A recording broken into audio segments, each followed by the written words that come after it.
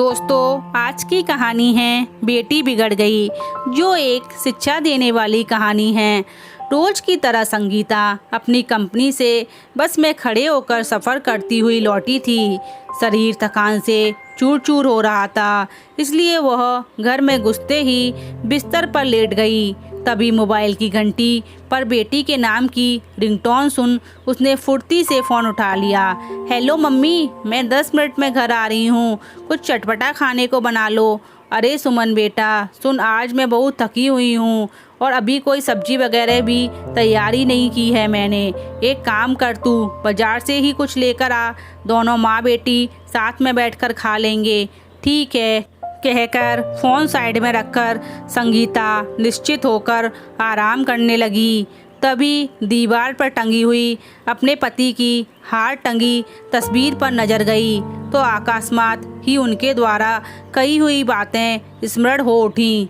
संगीता का पति हमेशा संगीता से यही कहा करता था, सुमन को अपनी गृहस्थी में रमने दो, यूँ लाड़ प्यार करना ठीक नहीं। आए दिन यहाँ आकर कभी ये बना दो, कभी वो बना दो, खुद भी तो बना सकती है, या फिर कम से कम कभी अपने यहाँ से तुम्हारे लिए कुछ बनाकर भी तो ला सकती है ना। आप भी ना, बच्ची है वो अभी, और पास में रहती है तो आ जाती है। माँ के हाथ का खाना पसंद है उसे, तो वहाँ कहाँ मिलता होगा उसे। माँ माँ होती है और सास सास होती है। संगीता, मैं इसलिए कहता हूँ उसे अपने सास ससुर और ससुराल में रमने दो। मगर ओफो छोड़ो, तुम तो बेकार में ही, एक दिन तुम स्वयं पछताओगी। या अभी तो मैं हूँ, कल यदि ना रहा तो पिसकर रह जाओगी, संभल जाओ। मगर संगीता को बेटी का प्यार भरे अंदाज में कहना भाता था। पहले पहल तो संगीता को अच्छा लगता, मगर जब कभी थकी हुई कंपनी से लौट कर आती और सुमन उसे अनदेखा कर फरमाइशें करती, कभी ये बना दो, कभी वो बना दो, कभी कभी तो अपने पति के साथ डिनर आपके यहाँ करूँगी कहकर आ जाती और बिना किसी मदद के खा पी कर निकल जाती। बाद में बर्तन साफ करते हुए संगीता की कमर अक्सर जवाब दे जाती। बढ़ती उम्र में पहले कंपनी में, फिर बसों में सफ़र कर घर आकर यूँ बेवजह काम करना पड़ता। शरीर एक तय सीमा तक ही थकान झेल पाता था। आखिरकार उसने सोच ही लिया, वो अपनी पति की कही हुई बातों का मान रखते हुए अगली बार सुमन को ही कुछ लाने को कहेगी। एक बार फिर वह अपने पति की तस्वीर देखकर बुदबुदाई, आखिर आज आपका कहा मानकर सुमन से कुछ लाने का कह ही दिया। देखना, वो अभी अपनी माँ के लिए कुछ ना कुछ खाने का ज़रूर लेकर आएगी, तब हम दोनों माँ बेटी बैठकर आराम से खाएंगे। मगर इंतज़ार करते करते 1.5 घंटे से ऊपर का समय हो गया। ना तो सुमन आई, ना ही उसने कोई फ़ोन करके बताया कि वह कहाँ है और क्या ला रही है खाने के लिए। आखिरकार उसने चिंता होकर सुमन को फ़ोन किया। हेलो सुमन, कहाँ रह गई बेटा?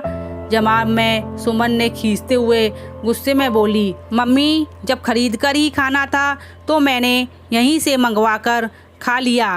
अच्छा सुनो, रात को डिनर के लिए मैं अपने पति के साथ आपके घर आ रही हूँ, कुछ मटर पनीर के कोफ्ते वगैरह बना लेना। सुमन की बात सुनकर संगीता हकबक सी रह गई, क्योंकि वह बहुत ज़्यादा थकी हुई थी। फिर स्वयं को संभालते हुए बोली, सुमन सुन बेटा, मैं तुम्हें वही बता रही थी, आज कंपनी के सहकर्मी के बेटे की बर्थडे पार्टी में तो मुझे भी डिनर के लिए बुलाया है, तुम किसी और दिन आ जाना फिर कभी। अच्छा तो मम्मी कल का डिनर रख लें? नहीं बेटा, हो सकता है कल से मैं ओवर टाइम शुरू कर लूँ।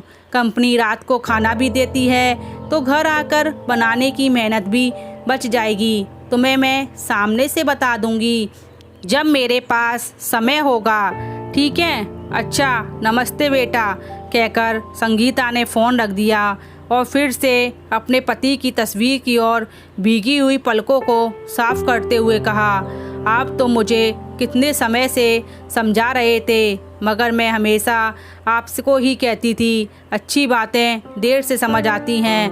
आप हमेशा आप हमेशा मुझे संभलने को कहते थे ना, लीजिए आज मैं संभल ही गई। तो दोस्तों, आज की कहानी आपको कैसी लगी, पसंद आई तो चैनल को लाइक, सब्सक्राइब और शेयर जरूर करें। धन्यवाद।